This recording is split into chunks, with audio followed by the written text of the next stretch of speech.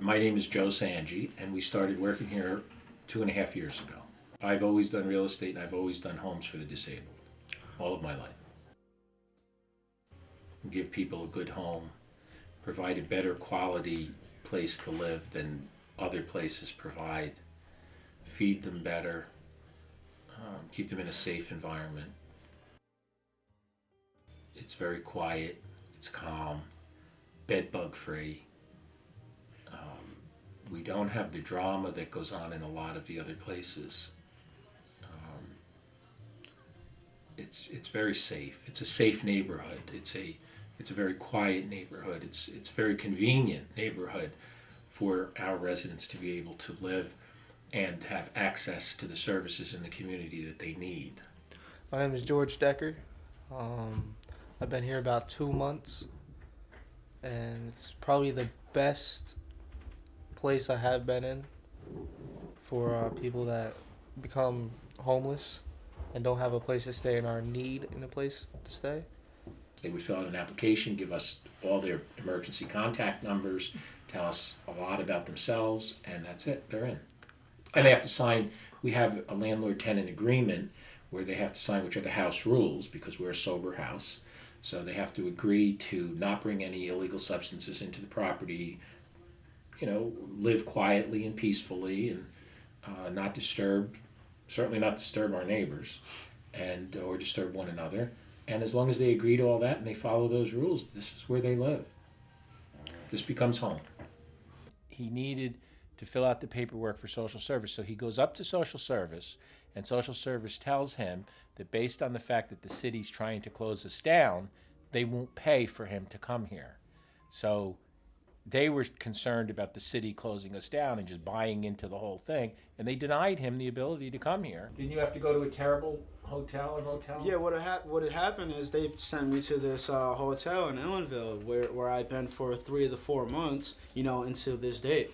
And they told me that, if I didn't find a place by the 28th, that they would be sending me to Humble's house or Elizabeth Manor. So I go there today on the 28th, and they send me here. The property's an 1860, very grand Queen Anne Victorian, and it's got a fantastic main center staircase. It has Corinthian columns. It has coved ceilings. All of this we restored. You didn't see it before. There were dropped ceilings and things like that, but we made it very, very beautiful, and we brought it back to its original grand luster. The majority of them are substandard housing. They're not well kept. They're not properly maintained. Many of them are extremely overcrowded. Some of the facilities that they ignore, that the city actually looks the other way, have 6 people in a bedroom, 8 people in a bedroom. I've heard of 10 people in a bedroom, and they're attacking us, but they're looking the other way for these other properties, and so they've just decided to focus in and target us. But the other places, just the living arrangements are some of them are horrific. Some of them are truly horrific. Kingston needs more quality housing for the homeless and for the disabled. They don't care. The bottom line is they don't care. They only care about what they want. They don't care about the situation that poor guy's in and where he's going, where he's headed, how hard he's worked to get to where he needs to be or where he's trying to be. They only care about what they want.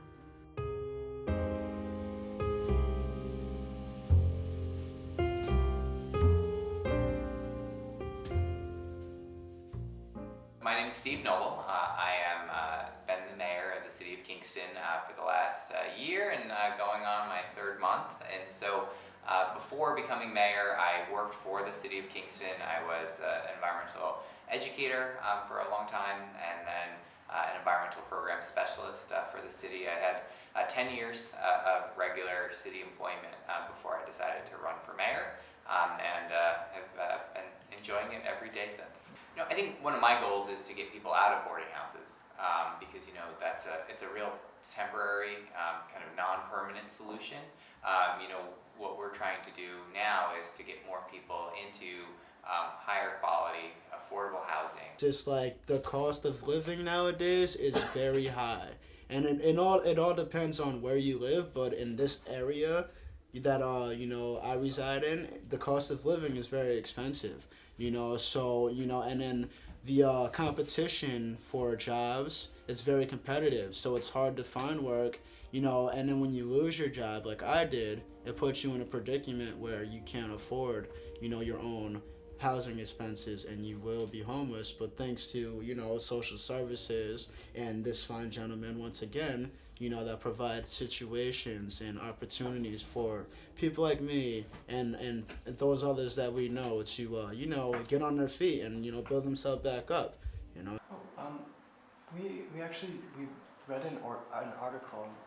There's a house, I believe, on Chestnut Street, and the police, the house was condemned. Do you know anything about that?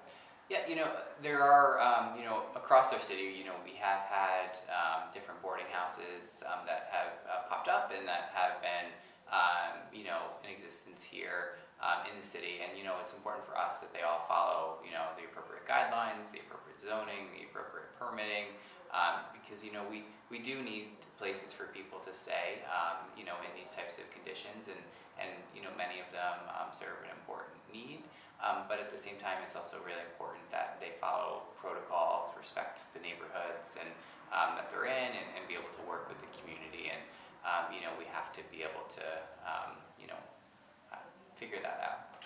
They never even did an inspection. They just posted the building, had the newspaper come out, take a picture of it, and put it on the front page of the Freeman that city condemns boarding house. There were no violations that they were going to find. So they couldn't commit, they didn't come in. We would have allowed them in. We've had them here. We invited them in to do a safety inspection. They did the safety inspection and then refused to give us the safety inspection report because there's no violations. The mayor actually was asked by the Kingston Daily Freeman, how do you feel about winning? And he said, I'm delighted with the judge's decision.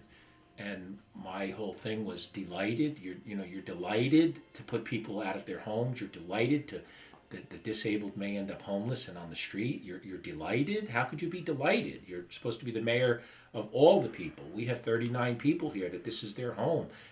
The Kingston Police Department actually came into the building, armed police officers, and just told our people, you have to get out of the building. And they said, what do you mean we have to get out of the building? Right? They knocked on their door and said, you have to be out. We'll be back in an hour. If you're not out, we're handcuffing you, taking you to City Hall, and locking you up. I'm going to talk to your people here. You give them a chance to leave on their own. If not, we're going to start arresting people. Arresting? Yeah, for trespassing. So, you want to walk around with me? You're welcome to. If not, I'm going to just go knock on every door. You can go knocking every door. Thanks. Okay, listen, the building has been posted. We're going to come back at 4 o'clock today. Make sure that everybody's moved out. If you haven't moved out at that time and you're still here, the police department's going to charge you with trespassing. And you're going to spend the time with us, okay? So that's 3 hours from now. You have to gather your stuff and move out. If you don't want to comply, you're subject to arrest later today. You can certainly pick up your stuff from Mr. Sanji if he wants to hold on to it for you, but we're not going to take responsibility for it. Here to advise you, sir, that you need to exit the premises because it's posted. We're going to come back in a few hours and we're going to issue trespassing arrests for anybody who's still on the premises. Okay, well, when we're going to do as we're instructed to do by our corporation counsel and by my superiors. If they just determine that they're going to handle things differently, then we'll handle things differently. But as of the moment, I've come up here, I've instructed these people they have to leave. My understanding at this moment now is we're going to be returning if they don't leave and charging them with violating that order. I'm not going to put anybody out right now. I'm going to be back to deal with them tomorrow morning though. Okay? My advice is help them get to DSS, find a place to be. Otherwise, tomorrow morning I'm going to have to start locking them up for being here. You'll lock them I'm up? happy to- You mean you'll actually take them and lock I'm them up? actually going to take them out of here. I'll be happy to go talk to them now if you think I have to, but I think I kind of made that clear before. No, I don't know if they really understood that you were actually like handcuff them and lock them up. Okay, well, I'll go talk to them again if you you I'll think let that's them what you want me to do. I'll let them. Okay, Thank you. all right, good luck. Thank you. Take care. Take care. John, take care. Oh, Will's over there talking to them. We have to continue with our legal fight in federal court, and we have to win. We have to win so that we can be here. The federal law does allow us to be here. The Federal Housing Act is very, very specific. Here's exactly what it says. It says municipalities are barred from excluding group homes from all residential neighborhoods. So that means that regardless of what they try to say is allowed in this area that's zoned this and zoned that, and you can't have this, group homes can be in any residential area. I'm extremely worried that these people could end up in a very, very bad situation, and all the people that would come after them. It's not only these people that we take care of. What about all the people in the future that are going to come and live here? You know, everybody doesn't live here forever. They live here for so long. They try to get on their feet. They may move to another area. They may finally move with a relative. Some of them get together and get a decent job and are able to then room together and get apartments and actually make a life for themselves and become a productive citizen in the community. And these are all the things that this property helps people to be able to do. And for the city to try to stop that is standing in the way of other people's future and their good life that they may have.